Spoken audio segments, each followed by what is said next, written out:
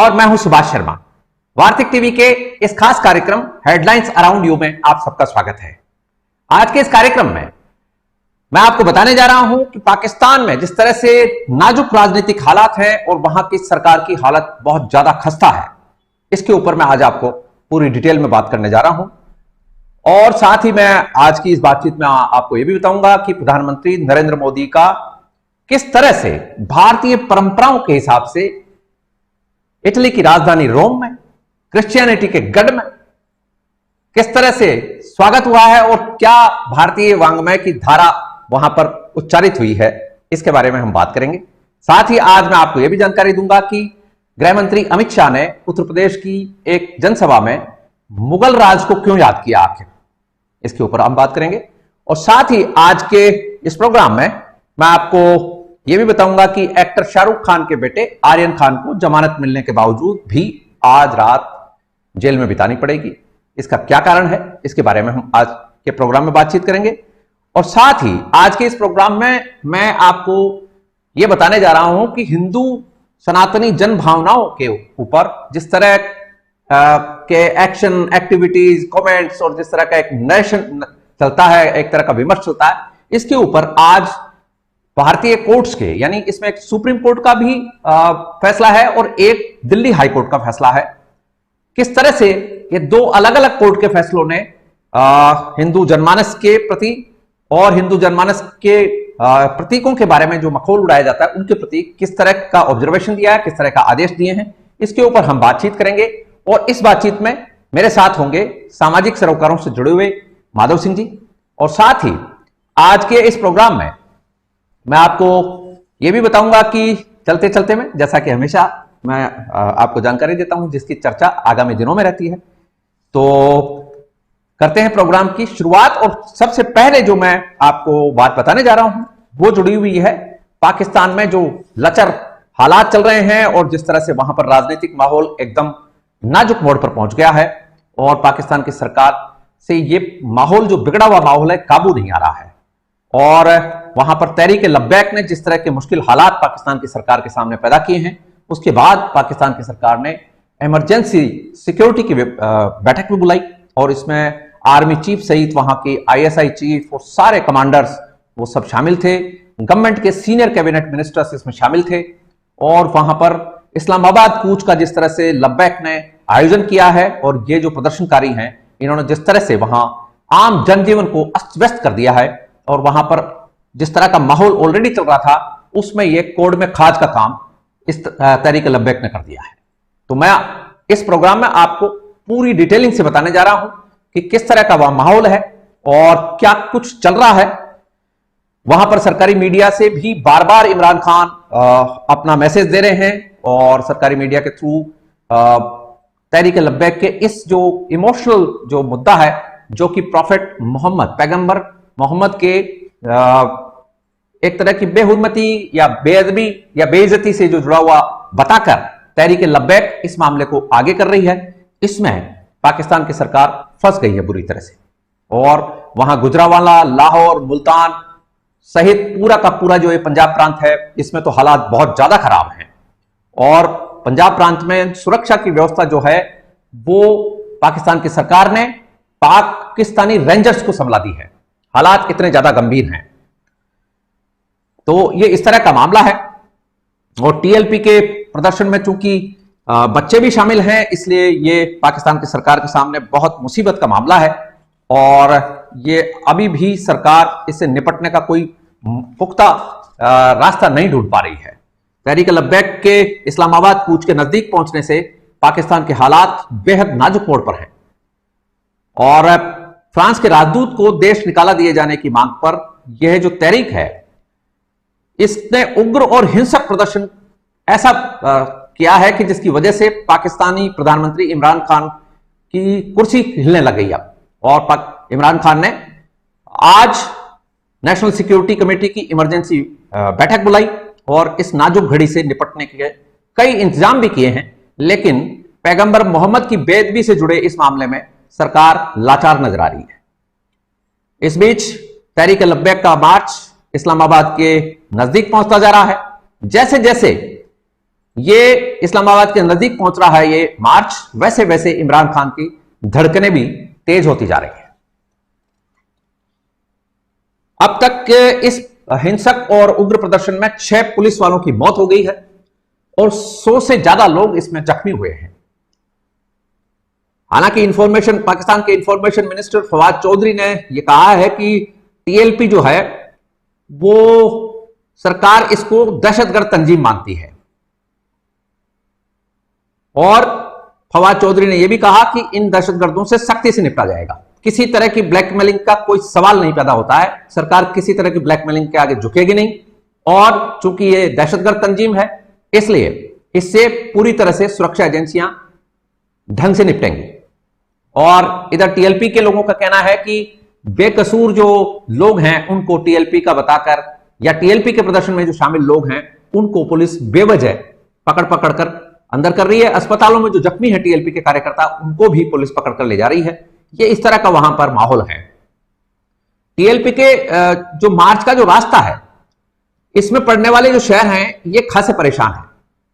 गुजरांवाला में पुलिस और लब्बैक के कारकुनों के बीच काफी हिंसक टकराव हुआ है। मुल्तान और लाहौर में भी टीएलपी का प्रदर्शन जारी है और इस प्रदर्शन के दौरान खासा उत्पात भी मचाया गया है। पाकिस्तान की सरकार की परेशानी यह है कि टीएलपी के कार्यकर्ता पैदल हैं, जिसकी वजह से रास्ते में उन्हें रोकने के लिए खोदी गई खंदकें और टैंकर उन्हें रोकने में अभी तक नाकाम साबित हो रहे हैं। मैं आपको बता दूं कि पाकिस्तान की सरकार ने जो तैयारी की थी उसमें पाकिस्तान की इंटेलिजेंस एजेंसी को यह खबर मिली थी कि ये वाहनों से कूच करेंगे, लेकिन तहरीक लब्बैक के कारकुनों ने अचानक से अपनी रणनीति को बदला और उन्होंने वाहनों को छोड़ दिया और वो पैदल रवाना हुए।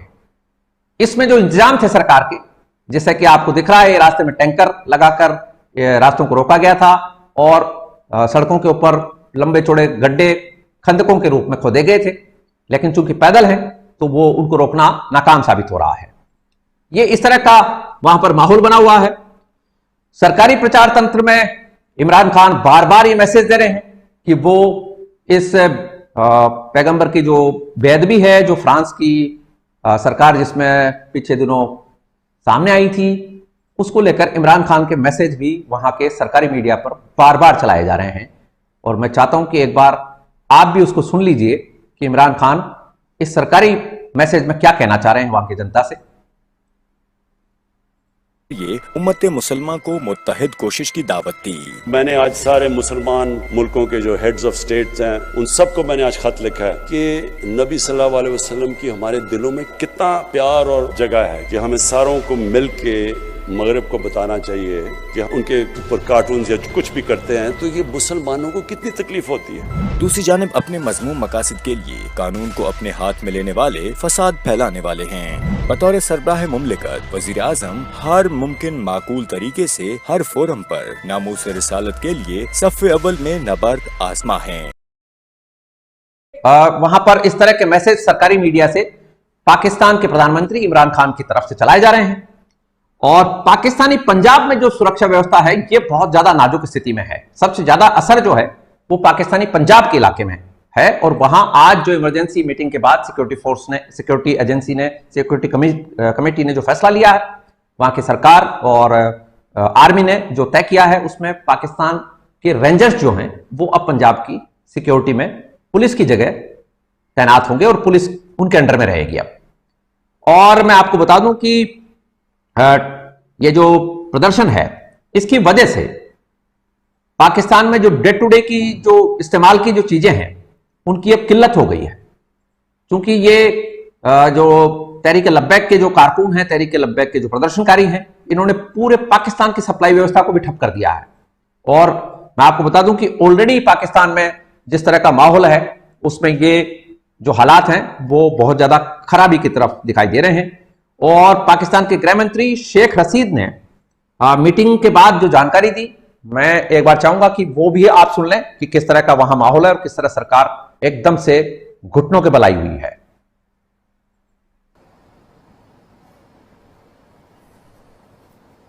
यह 2 घंटे तक जारी रहा, जिसमें मुल्क की मौजूदा सियासी सूरत हाल और अमन व अमान पर तफसीली गौर व गौस हुआ।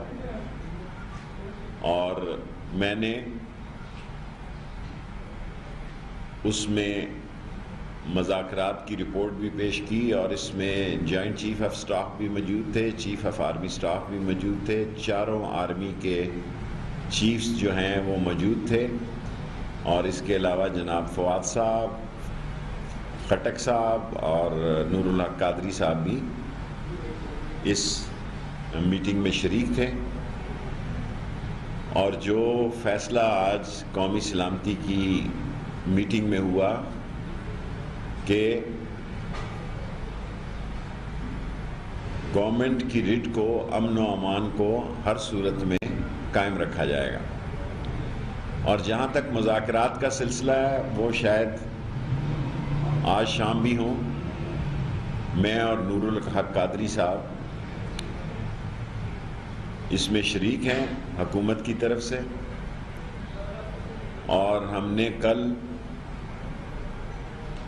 रेंजर्स को आर्टिकल 147 के तहत पंजाब में पुलिस को रेंजर्स के मुतहद कर दिया और ये पंजाब हुकूमत की मर्ज़ी है कि वो उन्हें कहाँ पर इस्तेमाल करना चाहता है। और उनको सेक्शन 5 के ATA एंटी टेररिस्ट एक्ट के 97 के इख्तियारात भी दिए गए हैं।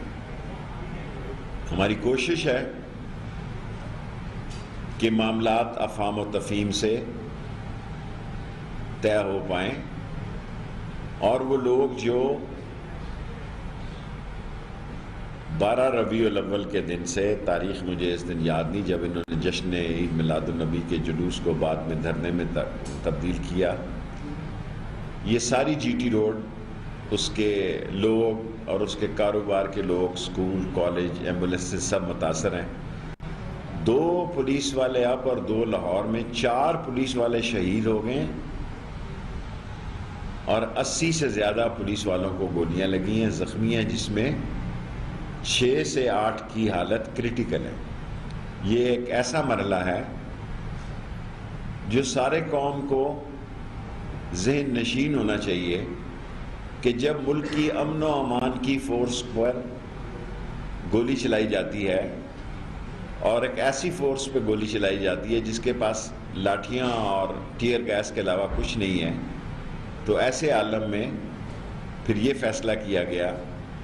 कल वज़ारत दाखिला ने रेंजर्स को, पुलिस को रेंजर्स के मुतहद किया और मुमकिन है शाम को मेरे, और मुमकिन का लफ्ज़ मैं इस्तेमाल कर रहा हूँ, और नूरुल हक कादरी साहब के उनसे दोबारा मुज़ाकरात हों। हमने जो उनसे मुज़ाकरात किए थे, जो दस्तखत किए थे, हम उस पर कायम हैं। लेकिन जो उन्होंने हमसे वादा किया था कि वो GT रोड खोल देंगे और अपने मरकज़ को वापस जाएंगे, तो आपने हम अभी सुना पाकिस्तान के गृह मंत्री शेख रशीद जिस तरह की बात कह रहे हैं और वहां के मीडिया को भी कॉन्फिडेंस में लेने की कोशिश कर रहे हैं, जनता को कॉन्फिडेंस दिलाने की कोशिश कर रहे हैं। लेकिन मैं आपको बता दूं कि जिस तरह के हालात इस वक्त वहां चल रहे हैं उसमें शेख रशीद चाहे कुछ भी कहें, लेकिन अब ये मामला सुलझता हुआ नजर नहीं आ रहा है। मैं आपको बताऊंगा इसके कारण क्या है, लेकिन ये मैं आपको बता दूं कि वहां तहरीक लब्बैक के इस खूंखार प्रदर्शन की वजह से ऑलरेडी पाकिस्तान की जो खस्ता हाल अर्थव्यवस्था है, गरीबी है, भुखमरी है, महंगाई है, इससे और हालात ज्यादा खराब हो गए हैं और आम जनजीवन को कोई सामान, जो जरूरत का सामान है, वो भी मुहैया नहीं हो रहा है। हालांकि वहां की सरकार ये कह रही है कि आर्मी के ट्रक्स के थ्रू सप्लाई जो है डे टू डे की चीजों की, रोजाना इस्तेमाल में आने वाली चीजों की कराई जा रही है, लेकिन ये केवल घोषणा है। मौके पर ऐसा कोई नजर नहीं आता कोई साधन या कोई सुविधा जो कि वहां की सरकार करा पा रही हो। क्योंकि मैं आपको यह भी बता दूं कि तहरीक लब्बैक का जो नारा है उसमें वहां की आर्मी, वहां की सिक्योरिटी एजेंसीज के भी मैक्सिमम लोग इस नारे के साथ खड़े हुए हैं। इसलिए वो तहरीक लब्बैक के इन कार्यकर्ताओं को, इन कारकुनों को किसी भी तरह से रोकना नहीं चाहते या लाचारी प्रकट कर रहे हैं। क्योंकि यदि वो सामने आते हैं तो वही कुफ्र का इल्जाम और वही बात की नामूसे रिसालत, जो बात आपने अभी गृह मंत्री के मुंह से सुनी और इमरान खान के भी सरकारी तंत्र में आ रही है बात कि पैगंबर मोहम्मद की बेइज्जती जो कार्टूनों के द्वारा हुई थी, उसको लेकर किसी भी तरह का समझौता पाकिस्तान में इस्लाम को मानने वाला तो कम से कम कोई एक्सेप्ट नहीं कर सकता है। ये टेक्निकल इशू है और ये इमोशनल इशू है। इसमें पूरा का पूरा मजहब समाया हुआ है और मजहब की जो बुनियाद है वो यहां से शुरू होती है। तो ये इस तरह का मामला है। और मैं आपको ये भी बता दूं कि जिस तरह गृह मंत्री शेख रशीद, पाकिस्तान के गृह मंत्री शेख रशीद ने बताया कि ये जो इमरजेंसी जो मीटिंग हुई थी सिक्योरिटी काउंसिल की, इसमें वहां के सेना अध्यक्ष कमर जावेद बाजवा और सारे कमांडर्स के जो कोर कमांडर हैं उनके, वो प्लस सेना के जो दूसरे अंग हैं, वायुसेना है, नौसेना है, वो भी इसमें, उनके भी जो चीफ हैं वो भी शामिल थे।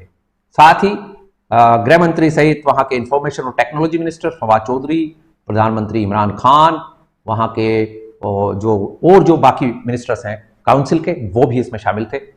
और ये इस तरह का मसला आ गया है कि जिसमें या तो अब पाकिस्तान को फ्रांस के राजदूत को निकालना पड़ेगा। यदि फ्रांस के राजदूत को निकाल दिया तो फिर पाकिस्तान का अर्थव्यवस्था का जो आलम अभी दिखाई दे रहा है और फेटअप में जिस तरह की स्थिति चल रही है पाकिस्तान की, वो और डूबने के कगार पर आ जाएगी और पाकिस्तान को बर्बाद होने से कोई नहीं रोक पाएगा। क्योंकि फ्रांस के साथ यूरोपियन यूनियन ने समर्थन जाहिर किया है और उन्होंने कहा है कि यदि पाकिस्तान ने फ्रांस के राजदूत को बाहर निकाला तो यूरोपियन यूनियन अपने सभी राजदूतों को वहां से बुला लेगी और डिप्लोमेटिक रिलेशंस पाकिस्तान से खत्म कर दिए जाएंगे। और साथ ही अमेरिका ने भी चेतावनी दे रखी है कि इस तरह से ये जो कट्टरवादी जो लोग हैं, इनके आगे घुटने नहीं टिकाए जा सकते हैं। और जो एक्सप्रेशन का जो राइट है, फ्रीडम ऑफ एक्सप्रेशन है, फ्रीडम ऑफ स्पीच है, इससे किसी तरह भी कोई समझौता नहीं हो सकता है। और फ्रांस की सरकार ने जिस तरह से राइट टू एक्सप्रेशन का समर्थन किया था, उसी को लेकर ये तहरीक लब्बैक जो एक मजहबी ऑर्गेनाइजेशन भी है और एक सियासी पार्टी भी है पाकिस्तान की, इन्होंने इस मुद्दे को हवा दी है।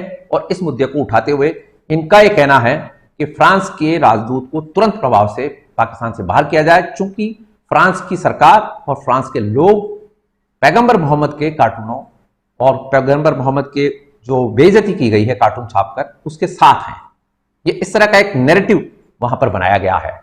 हालांकि मैं आपको यह भी बता दूं कि पाकिस्तानी सरकार ने आज उनके एक मंत्री के हवाले से यह भी बताया है कि ये जो तहरीक लब्बैक का आंदोलन चल रहा है, प्रदर्शन चल रहा है और इस्लामाबाद को घेरने की तैयारी चल रही है, इसके पीछे विदेशी ताकतें भी हैं। तो अब पाकिस्तान उस इमोशनल कार्ड को भी खेलना चाहता है, जबकि इसमें टोटली ही वहां के मूल जो फंडामेंटल जो प्रिंसिपल्स हैं और इस्लाम के जो प्रिंसिपल्स हैं, जिसमें कुरान है, प्रॉफेट मोहम्मद की लाइफ है, प्रॉफेट मोहम्मद की हदीसें हैं, प्रॉफेट मोहम्मद की जो सर्वसम्मति से जो एक मान्यता है और वो उनको नबी जो मानते हैं, और खत्म नबूवत भी इसमें शामिल है कि प्रॉफेट मोहम्मद के बाद में और कोई नबी यानी और कोई प्रॉफेट अब दुनिया में नहीं आएगा। यह भी इस्लाम के अकीदे का पार्ट है। तो अकीदे के पार्ट होने की वजह से इसमें कोई भी व्यक्ति सामने आना नहीं चाहता पाकिस्तान में। और ये जो आंदोलन है ये दिनों दिन अब इसीलिए और तेज होता जा रहा है, क्योंकि इसमें वो अकीदा जुड़ा हुआ है, इस्लाम का मूल फंडामेंटल जो अकीदा है वो इसमें जुड़ा हुआ है। इसलिए पाकिस्तान के हालात इस वक्त वहां की सरकार और इन लब्बैक के जो कार्यकर्ता हैं इनके बीच में भारी टकराव है। और पाकिस्तान की सरकार को भी जैसा अभी हाल में जो नजर आ रहा है वो ठीक है कि वो कलादुम तंजीब कहकर यानी प्रतिबंधित संगठन कहकर इस संगठन को तो रोक देंगे, लेकिन इससे जो जुड़े हुए और लोग हैं वो दूसरे नाम से आएंगे। अब ये रुकने वाला सिलसिला नहीं है, क्योंकि इसमें प्रॉफेट मोहम्मद का नाम जुड़ा हुआ है। इसलिए पाकिस्तान की सरकार के सामने एक दुराया है। एक तरफ वो लब्बैक के इनके कार्यकर्ताओं की मानता है, इमरान खान की सरकार मानती है, तो फ्रांस के सफीर को यानी फ्रांस के राजदूत को वहां से बाहर निकालना पड़ेगा। और यदि नहीं मानती है तो फिर यह आंदोलन अब गांव-गांव, ढाणी-ढाणी तक पहुंचेगा। और अब वहां की सरकार जिस तरह के भी हालात में है, मैं आपको यह भी बता दूं कि हालात वहां पर अस्थिरता के ऑलरेडी हो चुके हैं। और जिस तरह से इमरान खान के और वहां की सेना के बीच में पीछे दिनों जो कड़वाहट आई थी वो भी अब सामने दिख रही है। और इसमें सेना जो है वो भी अब इन तहरीक के लोगों के साथ में खड़ी नजर आ रही है। तो इसीलिए पाकिस्तान में रेंजर्स को इस्तेमाल किया जा रहा है और रेंजर्स के कदम से कदम मिलाकर इस पूरे के पूरे मामले को हैंडल करने की कोशिश पाकिस्तान की सरकार कर रही है। तो ये हालात हैं हमारे पड़ोस में, और यदि इसी तरह के हालात वहां चलते रहे तो फिर ये पड़ोस में अफरा तफरी का, अराजकता का और जिसको कहना चाहिए एक तरह की एक केओटिक सिचुएशन सामने आएगी। और हो सकता है कि सरकार की जो अभी हाल में जिस भी तरह की वहां सरकार है और जिस तरह से भी वो प्रशासन चला रही है, यदि ये प्रशासन बिखरा तो फिर पड़ोसी देशों को भी इसमें ध्यान देने की जरूरत पड़ेगी। थोड़ा सा सिक्योरिटी को लेकर भी रीजन में ध्यान की जरूरत पड़ेगी। तो यह था मामला हमारे पड़ोसी देश पाकिस्तान से जुड़ा हुआ। अब मैं आपको लिए चलता हूं प्रधानमंत्री नरेंद्र मोदी की जो यात्रा है, विदेश यात्रा, 5 दिन की यात्रा होने वाली है और 4 दिन एक्चुअली प्रधानमंत्री मोदी विदेश में रहेंगे। आज वो अपनी यात्रा के पहले दिन इटली पहुंचे हैं। इटली की राजधानी रोम में उन्होंने महात्मा गांधी की प्रतिमा पर श्रद्धा सुमन अर्पित करके अपनी भावांजलि, अपनी श्रद्धांजलि अर्पित की है। और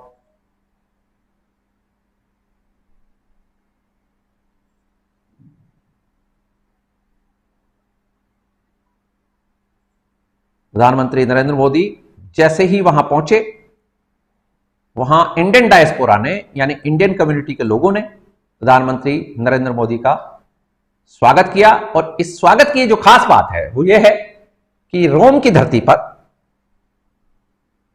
भारतीय वांग्मय के, संस्कृत के श्लोक उच्चारित किए गए और इंडियन डायस्पोरा ने प्रधानमंत्री मोदी का स्वागत संस्कृत के श्लोक पढ़कर किया।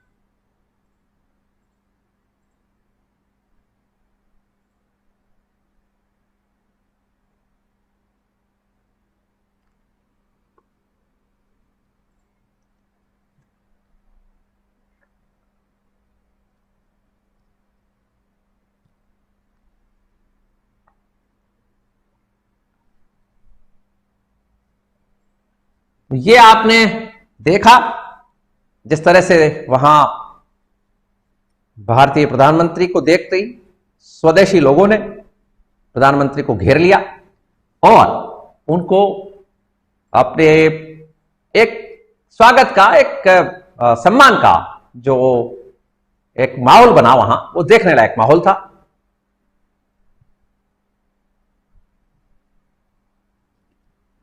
और ये जो आपको दृश्य दिख रहे हैं, ये दृश्य वो हैं जहां संस्कृत के श्लोक पढ़े गए।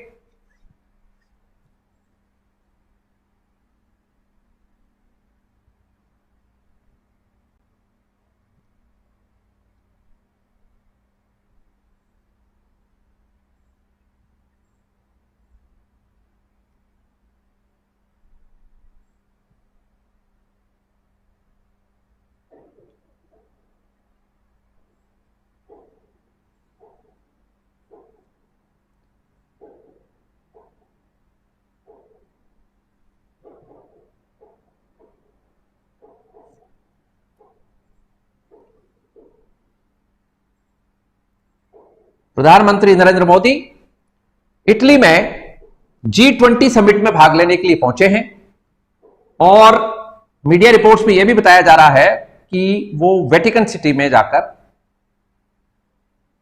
ईसाई धर्मगुरु पोप से भी मुलाकात कर सकते हैं। हालांकि अभी तक इस खबर की पुष्टि नहीं हुई है, भारतीय विदेश मंत्रालय की तरफ से अभी इसका कोई आधिकारिक बयान सामने नहीं आया है, लेकिन ऐसी संभावनाएं हैं कि इटली में अपनी उपस्थिति की वजह से प्रधानमंत्री नरेंद्र मोदी वेटिकन में जा सकते हैं। और वेटिकन चूंकि एक स्वतंत्र राष्ट्र है और ईसाईयत का गढ़ है, तो वहां जा भी सकते हैं। तो ये है। और वहां से, इटली से प्रधानमंत्री नरेंद्र मोदी ग्लासगो जाएंगे, जहां पर COP26 क्लाइमेट चेंज समिट में प्रधानमंत्री मोदी हिस्सा लेंगे।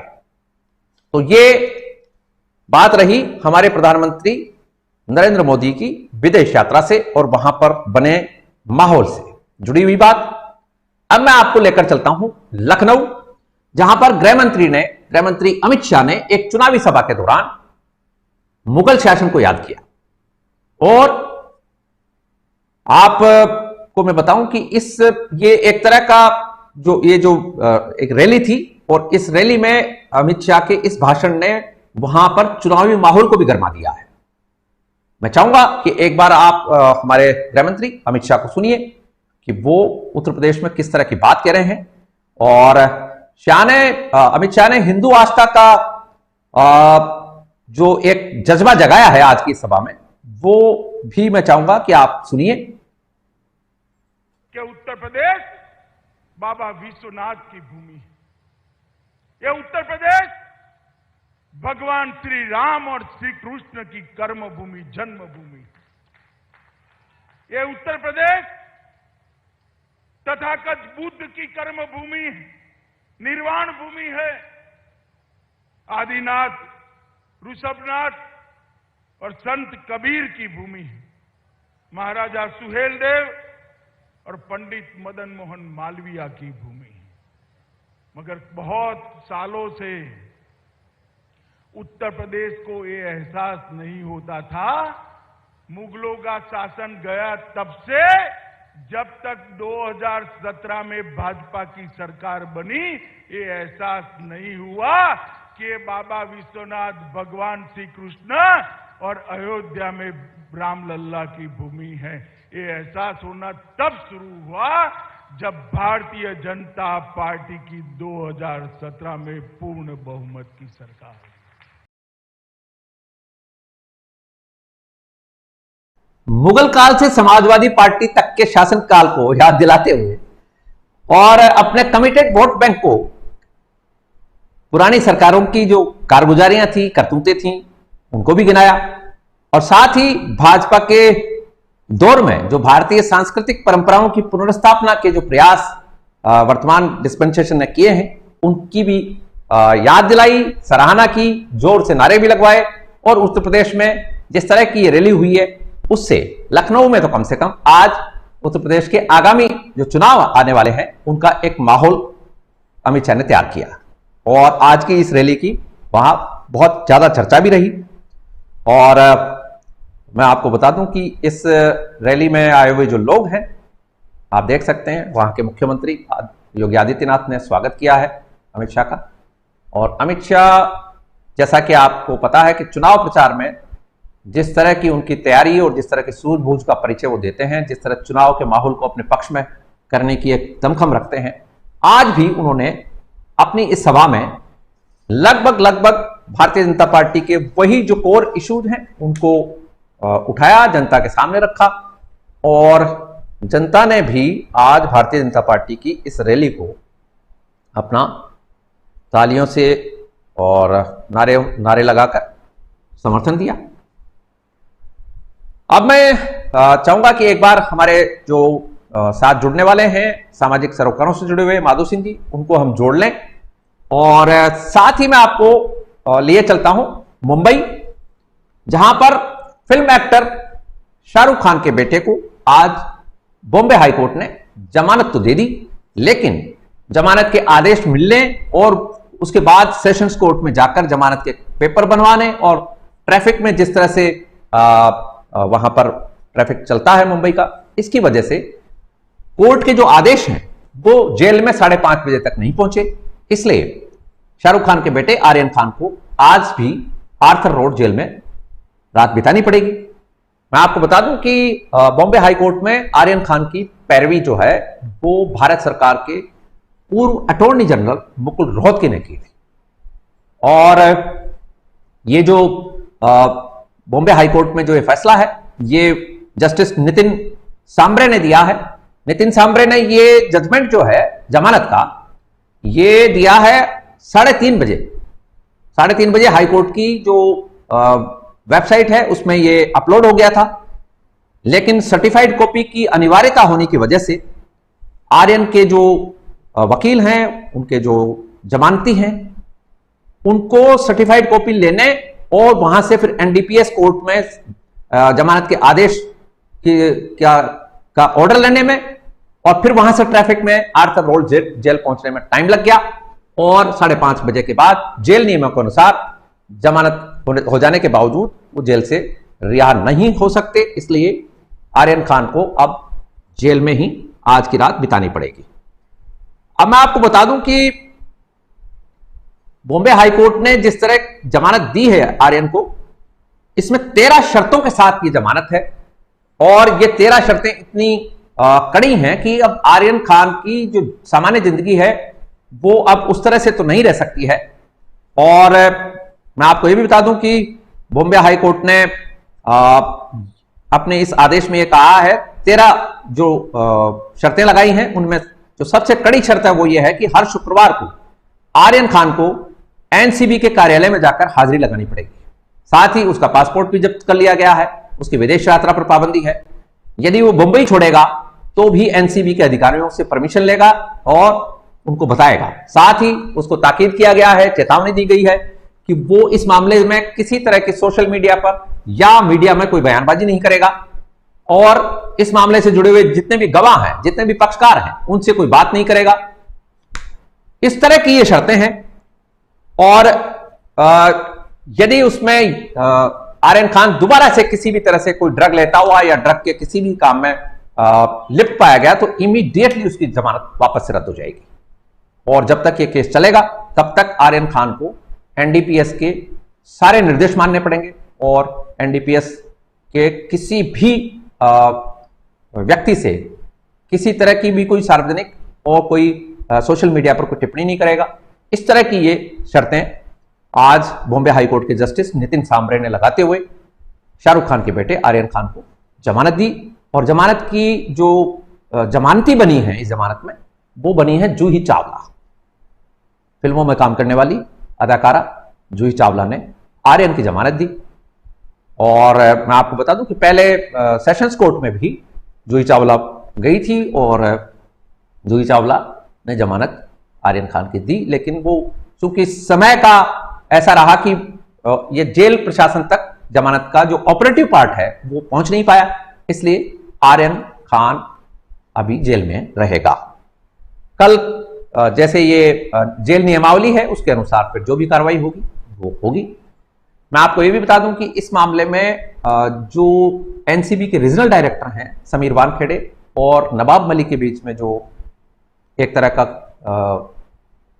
वाकयुद्ध छिड़ा हुआ है, और जिस तरह का नवाब मलिक ने प्रेशर टैक्टिक्स समझ लीजिए या समझ लीजिए कि जो समीर वानखेड़े के जो भी मामले हैं, जिस तरह की शिकायतें उनके खिलाफ चल रही हैं, उसको लेकर भी बहुत बड़ा बबेला मचा हुआ है। लेकिन इस बीच में भारतीय जनता पार्टी के कुछ नेताओं ने एनसीबी के रीजनल डायरेक्टर के बीच बचाव में आए हैं। इसमें मैं आपको बता दूं कि भारतीय जनता पार्टी के राष्ट्रीय महासचिव कैलाश विजयवर्गीय भी इसमें शामिल हैं, और बाकी वहां महाराष्ट्र के लोकल नेता भी इस तरह के बयान दे रहे हैं, जिससे पता चलता है कि महाराष्ट्र की मौजूदा सरकार में जो मंत्री हैं नवाब मलिक, एनसीपी के नेता हैं नवाब मलिक, उनको लेकर भारतीय जनता पार्टी का यह कहना है कि ये अपना खुद का स्कोर सेटल करने के उसमें लगे हुए हैं नवाब मलिक। चूंकि नवाब मलिक के दामाद समीर खान को एनसीपी के रीजनल डायरेक्टर समीर वानखेड़े ने गिरफ्तार किया था, और काफी मशक्कत के बाद ही वो उनके दामाद को जमानत मिल पाई थी। आज नवाब मलिक ने यह भी कहा, समीर वानखेड़े का नाम न लिए बिना, उन्होंने कहा कि अब पिंजरा जो है, तोता जो है वो पिंजरे में बंद होने वाला है, और जो इस तोते से जुड़े हुए जिन हैं, उनका इशारा भारतीय जनता पार्टी के नेताओं से था, वो तड़पड़ा रहे हैं। तो ये इस तरह का एक वाकयुद्ध चल रहा है, और भारतीय जनता पार्टी के नेताओं का ये कहना है कि ये दाऊद इब्राहिम की जो गैंग है उससे जुड़े हुए लोगों की पैरवी कर रहे हैं नवाब मलिक, और सरकार में बैठे हुए मंत्री होने के बावजूद ये इस तरह की बयानबाजी दे रहे हैं और एनसीबी के कार्यप्रणाली के बीच में दखलंदाजी कर रहे हैं। तो आज इस तरह का भी है, सोशल मीडिया पर भी और मीडिया पर भी इस तरह की बयानबाजी चलती रही। अब मैं चाहूंगा एक बार हमारे साथ जुड़ गए होंगे तो हम माधव सिंह जी का स्वागत करते हैं। नमस्कार माधव सिंह जी, स्वागत है। धन्यवाद धन्यवाद सुभाष जी। तो मैं आपसे जो चर्चा करना चाहता हूं, पहले मैं दर्शकों को ये बता देता हूं कि असल में ये चर्चा है क्या और एक किस चीज से जुड़ी हुई बात है। तो सबसे पहली बात तो है कि सुप्रीम कोर्ट ने आज पटाखों को लेकर बहुत महत्वपूर्ण बात कही है और सुप्रीम कोर्ट ने कहा है कि सभी तरह के पटाखों पर बैन नहीं है। इसमें जो केमिकल युक्त पटाखे हैं उनके ऊपर जरूर देखने वाली बात है कि वो अलाउ नहीं किए जा सकते, लेकिन बाकी जो पटाखे हैं उन पे कोई रोक नहीं है। और सुप्रीम कोर्ट ने कहा कि जो बेरियम सोल्ट जैसे खतरनाक जो केमिकल यूज किए जाते हैं जिस तरह पटाखों में, उनको लेकर हम किसी भी अथॉरिटी के उसमें उनको इजाजत नहीं दी जा सकती है। ये बात आज सुप्रीम कोर्ट ने कही है। मैं आपको ये भी बता दूं कि ये दिवाली के अवसर पर जिस तरह से हर साल कुछ तथाकथित सामाजिक संगठन हैं, कुछ इस तरह के जो नैरेटिव बिल्डर्स हैं, कुछ सोशल मीडिया के इन्फ्लुएंसर्स हैं, ये इस तरह का एक नैरेटिव बिल्डिंग का काम करते हैं कि इन पटाखों से पोल्यूशन बढ़ रहा है और दिल्ली जैसे समेत बड़े बड़े शहरों के हालात खराब हो जाते हैं। इसको लेकर सोशल मीडिया पर अभी जैसे ही ये दिवाली का त्योहारी सीजन शुरू हुआ है, तब से हिंदू जनमानस जो है वो उद्वेलित भी है और बाकी जो मजहबों के त्योहार हैं उनको लेकर भी एक कंपैरेटिव बात भी की जाती है कि क्रिश्चियनिटी के या इस्लाम के जो बाकी के त्योहार हैं उनको लेकर भी एक कंपैरेटिव बात की जाती है। इसके बारे में भी हम माधव सिंह जी से जानेंगे।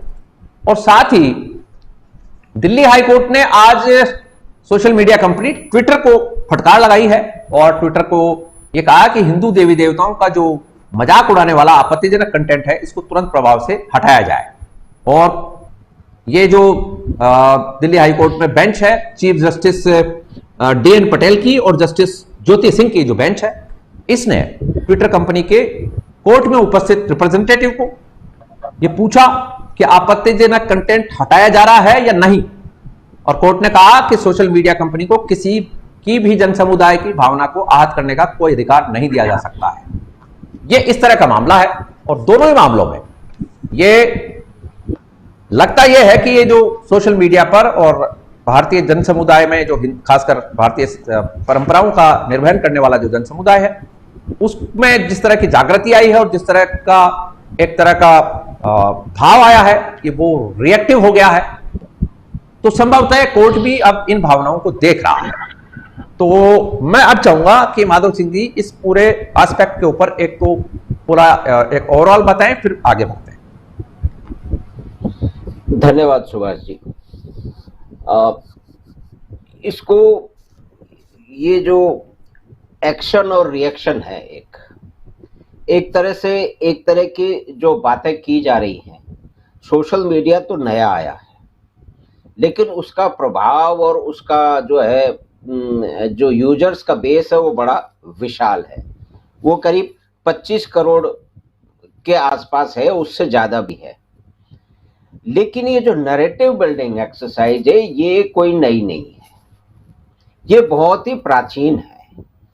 और उस प्राचीन नैरेटिव बिल्डिंग एक्सरसाइज में चाहे पेंटिंग हो, चाहे लेख हो, चाहे नैरेटिव हो, या कि इवन पॉलिटिकल स्लोगनरिंग हो, तो उसके अंदर बराबरी का जो व्यवहार जिसकी बात बार बार करते रहते हैं और वो ही लोग कहते हैं कि जिनको स्वतंत्रता का बड़ा अच्छा खासा झंडा और बराबरी का झंडा लेकर के उनको ऐसा बताते हैं कि वो चाहते हैं और बड़ी चिंता करते हैं, विमर्श करते हैं, तो वहां ये बराबरी नहीं है, ये बड़ी एक असमानता है कि जो एक जो बड़ा मतलब जो नागरिक हैं, जो एक धर्म के मानने वाले हैं, उनकी देवी देवताओं की पूजा करने वाले हैं, उनके जो देवी देवता हैं, उनके जो त्योहार हैं, उनके जो रिचुअल्स हैं, उनके जो वस्त्र विन्यास है या कि जो उनका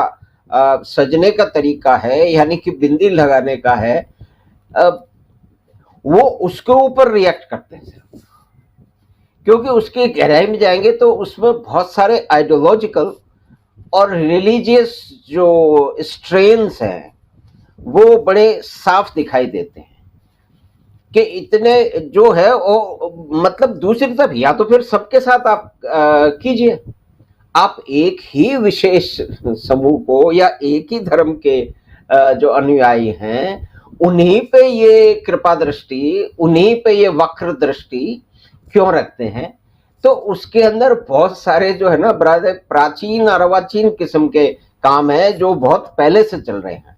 अब सोशल मीडिया तो अब आया है, सोशल मीडिया की रीच ज्यादा हो गई है, तो दोनों ही तरह के सब, दोनों ही तरह के विमर्श, दोनों ही तरह की गप और दोनों ही तरफ की सच्चाइयां 50 करोड़ 60 करोड़ लोगों के पास पहुंच रही हैं। पहले तो पहुंचती ही नहीं थी, अखबार माध्यम था, फिर टेलीविजन माध्यम था, उस पे इस तरह के विचार विमर्श होते नहीं थे। लेकिन आज हर आदमी के पास में, एक छोटे से मतलब बच्चे के पास में भी फोन है, वो इसका तो यूज अपने मित्रों से बात करने के लिए करता होगा एक बच्चा, लेकिन जो वयस्क हैं वो हर तरह की उनके पास खबर आती है, उसका वो हर तरह से इस्तेमाल कर रहे हैं। तो उनके पास जो रीच है वो 3 तरह के लोगों ने की है। एक तो उन्होंने किए जिनको जो बाजार के जो सामान अपने बेचने हैं या कि सर्विसेज बेचने हैं, वो उनका एक लेजिटिमेट जो है वो कार्य है, लेकिन उसमें ये बात अवश्य है कि बहुत सारे विज्ञापन, चाहे वो सर्विसेज के हों चाहे वो प्रोडक्ट के हों, वो भ्रामक हो सकते हैं, लेकिन वो प्रयास करते हैं। दूसरी सबसे बड़ी, इससे भी बड़ी जो लोग उसको यूज करते हैं वो राजनीतिक हैं। उनको सीधे वोटर तक, उसके घर में, उसके परिवार में एक एक वोटर तक पहुंचना है, उनको अपनी बातें उनको समझानी है, और वो सही भी हो सकती हैं, अतिरिक्त पूर्ण भी हो सकती हैं, बायस्ड भी हो सकती हैं, बैलेंस्ड भी हो सकती हो, उनको पहुंचाना है। और इन तीनों के साथ जुड़ा हुआ एक जो त्रिकोण है, उसके अंदर एक विचारधाराई समूह है बहुत लंबा चौड़ा, और वो ये जो क्रिएटिव स्पेस है उसके अंदर उसका बहुत लंबा चौड़ा प्रभाव है। वो लोग ऐसी जगह पे बैठे हुए हैं जहां से एक पर्टिकुलर किस्म का नैरेटिव, एक कथानक जो उनको बड़ा प्रिय है, जिसके घड़ने में उसको घड़ते करते बहुत सारे लोग तो वृद्ध हो चुके हैं, बहुत सारे लोग जो जवान से अधेड़ हो चुके हैं, उनको वो बड़ा प्रिय है। तो हमला करने के लिए तो उनको वो चाहिए ना कि जो सामना नहीं करता हो। अब जब हद हो जाती है तब उसके बाद के अंदर एक फ्लैश पॉइंट आ जाता है, तो उसके बाद में जिनको ये बुरा लगता है वो रिएक्शन देना शुरू करते हैं, और जितने ही आक्रामक वो हैं उतने ही या उससे अधिक भी वो हो सकते हैं। तो ये जो रिएक्शन एक तरह का आ रहा है, उस रिएक्शन के कारण उनको दिक्कत भी हो रही है, लेकिन उनको फिर दोबारा जवाब देने के मौके भी मिल रहे हैं। लेकिन ये बात सही है कि आप तो ये देखिए कि जो अभी मिशन था, नासा का मिशन था, उसमें भारतीय वैज्ञानिक थे। उसमें से भारतीय वैज्ञानिक में एक स्वाति मोहन थी, उन्होंने एक छोटी सी बिंदी लगा रखी थी। तो उस बिंदी को लेकर के बहुत सारे लोग पहचान गए कि ये भारतीय है, और एक और कह दिया कि भारतीय भी है और हिंदू भी है। तो एक समुदाय में बवाल खड़ा हो गया। तो एक तरफ से तो बहुत सारे जो ड्रेस है जिनके बारे में बहुत कुछ कहा जाता है, मैं उसका इस्तेमाल नहीं करना चाहता यहाँ पे, कि उसके बारे में तो उन्हें कोई चिंता नहीं है, लेकिन एक छोटी सी बिंदी से उन्हें बड़ी दिक्कत है। तो इसी तरह से, और फिर देवी देवताओं की जो फोटो है, उनकी मूर्तियां हैं, उसमें कितने तरीके के अजीब अजीब और भद्दे और बहुत ही विभत्स किस्म के उन्होंने कार्टून बनाए हैं, मेम्स बनाए हैं, और उसके गाली गलौज भी किया गया है। कई तो शिक्षा संस्थान है जहां इस तरह के गाली गलौज एक परिपाटी है, एक रिचुअल है, और उसको वो करके बड़े प्रसन्न होते हैं। और ये माना जाता है कि अगर, अच्छा, दूसरे लोग सोचते हैं कि जब इतने बड़े संस्थानों में ये सब हो रहा है तो ये कोई अच्छी बात होगी, जो नवांकुर है, जो नौजवान है। तो ये एक पूरा नैरेटिव बिल्डिंग का एक फ्लैश पॉइंट एक आ चुका, क्योंकि वो जो मैसेज है जो पहले अगर 1 लाख लोगों के पास पहुंचता था, अब वो करोड़ों के पास में इंडिविजुअली पहुंच रहा है, और लोग उसके ऊपर अपनी प्रतिक्रिया दे रहे हैं, अपनी नाराजगी जता रहे हैं। तो उस नाराजगी जताने से बहुत सारे जो व्यावसायिक संस्थान हैं अब ये एक बात है कि भाई ये एडवर्टीजमेंट किसी को नाराज करने, कितना अनप्रोफेशनल एटीट्यूड है ये, कि एक विज्ञापन एजेंसी को एक काम दिया गया है कि भाई ये त्योहार आना है, हमें अपने सामान की अधिक बिक्री करनी है, कंपटीशन में हमें आगे निकलना है, तो उसके लिए उनको बताया जाता है कि आप एडवर्टाइजमेंट बनाइए। लेकिन वहां वो जो एडवर्टाइजर बैठे हुए हैं, जो विज्ञापन की पटकथा लिखते हैं, उसका जो मुख्य सूत्र लिखते हैं, उसकी टैगलाइन लिखते हैं, यानी कि पूरे के पूरे उसमें वो अपनी आइडियोलॉजी को वहां पे इस्तेमाल करने लगते हैं। This is highly unprofessional. कि आप एक कमर्शियल ड्यूटी में, आपका काम है कि आपके क्लाइंट ने आपको एक एड बनाने का आपको कॉन्ट्रैक्ट दिया है, उसको उसने कुछ ऑब्जेक्टिव दिए हैं, कुल मिला के होती है कि मेरे प्रोडक्ट और सर्विस की विजिबिलिटी बढ़े, मेरी सेल्स बढ़े, मेरे प्रोडक्ट की जो है ना वो चीजें सामने आए। लेकिन ये जो महामना लोग हैं, जो शायद 15 साल की उम्र से ही किसी जो है ना एक विचारधारा में प्रोत होकर के उसमें लिपटे पड़े हैं, वो अपनी प्रोफेशनल ड्यूटी भी नहीं निभाते। उनके ऊपर जो नजर रखने वाले लोग हैं, शायद वो ही उसी नजर, वही चश्मा लगाए बैठे हैं। तो ये जो क्लाइंट है उनको भी देखना उनकी जिम्मेदारी है, लेकिन कई बार वो ये चीजें नहीं देख पाते। तो होता क्या है कि नुकसान तो क्लाइंट का होता है।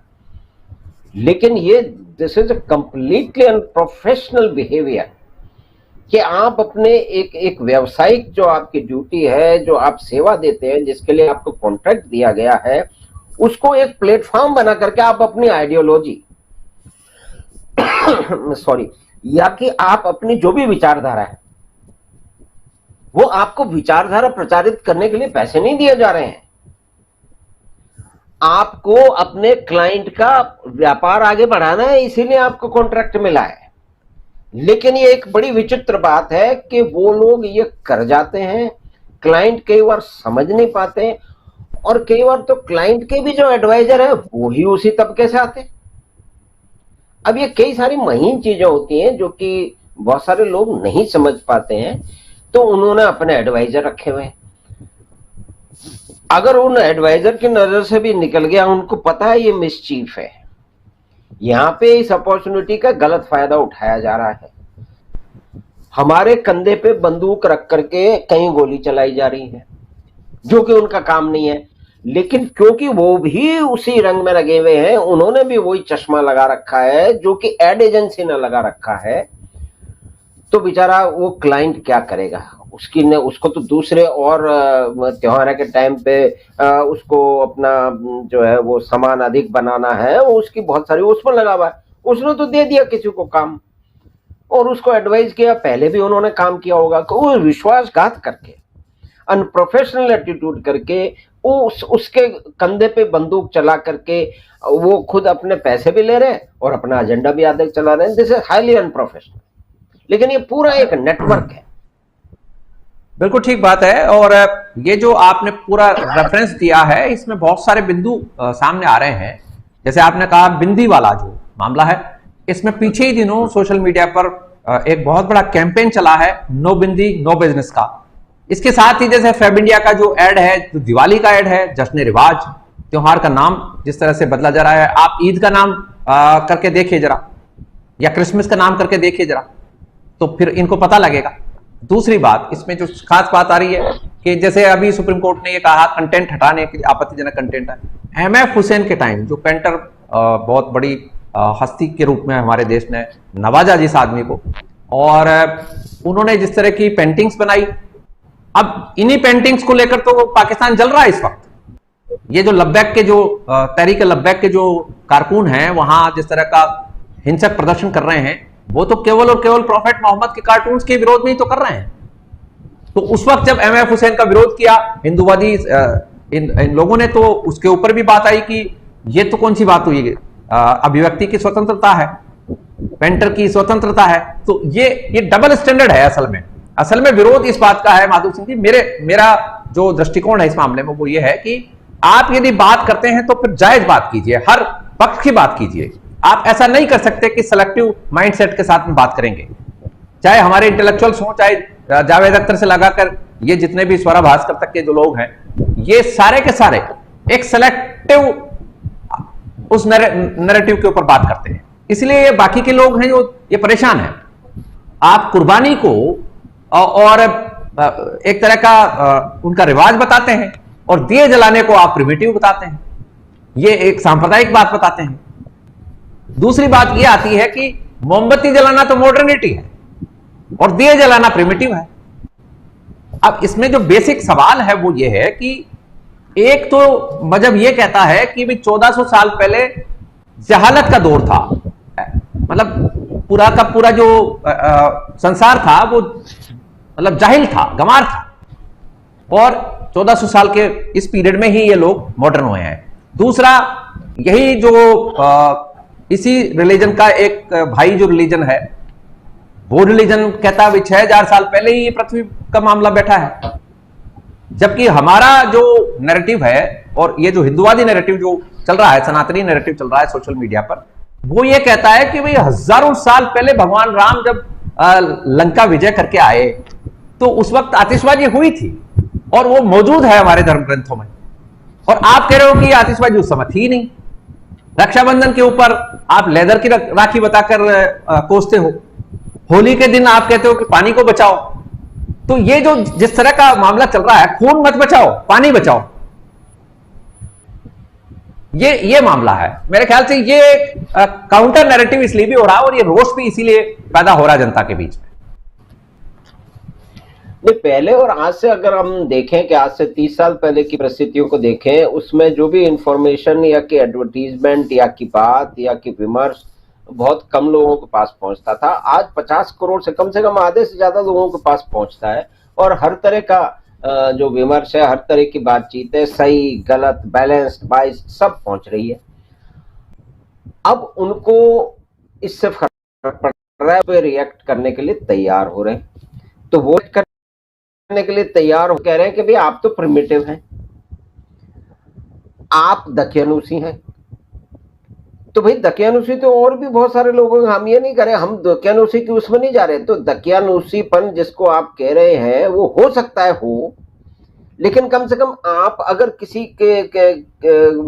के इष्ट देवों का भद्दे तरीके से मजाक उड़ा रहे हैं और जो स्थापित मान्यताएं और उसके विरुद्ध जाके स्थापित मान्यता में बहुत लिमिटेड सारी गलत भी है जिसके हम साथ में नहीं है, लेकिन ये जो विमर्श हो रहा है त्योहारों को लेकर, वस्त्र विन्यास को लेकर हो रहा है, तो ये जो नैरेटिव है, ये तो देखिए कि 80s अमेरिका में डॉट बस्टर्स, ये वही लोग थे कि वहां पे जो भारतीय और जो महिलाएं थी उनका बिंदी लगा करके बाजार में जाना इधर उधर मुश्किल हो गया था।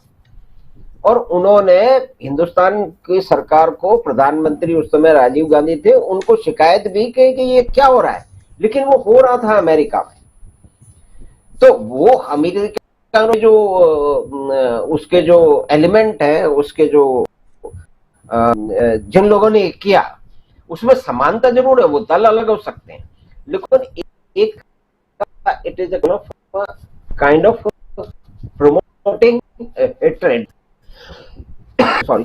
तो ये हेट्रेड प्रमोट करने की, किसी को नीचा दिखाने के एक ये बहुत लंबा चौड़ा नैरेटिव है जो बड़ी चतुराई से गढ़ा जाता है, बहुत ही चतुराई। इसमें जो गढ़ने वाले लोग हैं, रिएक्ट करने वाले लोग में बहुत कम उतना ध्यान रखते हैं, लेकिन ये नैरेटिव गढ़ने वाले हैं, उसको सजाने वाले हैं, उसको परोसने वाले हैं और उसकी दियाबत्ती करने वाले हैं और उसकी फिर प्रशंसा के अंदर कई तरह के और नैरेटिव वो खड़े करने वाले हैं। वो लोग बड़ी ही कुटिलता से अपनी सारी जानकारियों का, अपनी लफाजी बड़ी हेडमास्टरी है, उस लफाजी का इस्तेमाल करते हुए वो कुछ भी एक विशेष समूह को, यानी कि कह दीजिए कि हिंदुओं की मान्यताओं को, उनके त्योहारों को, उनके साज सज्जा को, उसको वो तोड़ने में, उखाड़ने में, खत्म करने में उनका फिर एक पूरा नैरेटिव चलता है कि साहब इसमें भेदभाव है, तो भेदभाव तो कहां नहीं है। भेदभाव तो होगा, लेकिन ये एक कवर है। एक्चुअली ये एक तरह की एक छद्म लड़ाई है, ये शैडो वार है, और ये शैडो वार के बहुत सारे एलिमेंट हैं जो कि इसके अंदर हिस्सेदार हैं। आइडियोलॉजिकल भी हैं और रिलीजियस भी हैं, पॉलिटिकल भी है, और दूसरे और इवन किसी हद तक ड्रग मनी और माफिया का भी रोल है। जी, तो बिल्कुल ठीक कहा आपने। और आपने जिस तरह से हमारे दर्शकों को बताया कि ये जो विमर्श है और जिस तरह की भी परंपराओं को लेकर जिस तरह का एक डबल स्टैंडर्ड चेहरा सामने आता है हमारे इन तथाकथित विद्वानों का, सो कॉल्ड इंटेलेक्चुअल्स का, ये देखने जानने की जरूरत है। और इसके पीछे छिपे हुए छद्म मैसेज, जैसा कि माधव सिंह जी ने बताया कि ये छद्म वॉर है, एक तरह का शेडो वॉर है, इसको समझने की जरूरत है। और ये सांस्कृतिक हमारी जो विरासत है, इसके ऊपर जिस भी तरह से ये हमलावर होते हैं, ये ठीक नहीं है। इसको आप हम सबको बिल्कुल जान लेना चाहिए, और इसके रूट जो है, वो कॉज जो है, उस तक आप जब जाएंगे तो सब पता लगने लग जाता है, और फिर आप अपनी परंपराओं के नजदीक भी आते हैं और असली परंपरा का मर्म भी समझते हैं। तो हमारे साथ जुड़े हुए थे माधव सिंह जी। जी हाँ, बताइए। मैं एक छोटी सी बात और जोड़ना चाह रहा था, जो इसी संदर्भ में, इसी सोशल मीडिया के कॉन्टेक्स्ट में और उसी पर्सपेक्टिव में है कि अगर कोई किताब छपी हुई है, वो किताब छपी हुई है और ये मेरे पास किताब है, तो ये तो सही हो गई कि ये छपी हुई है।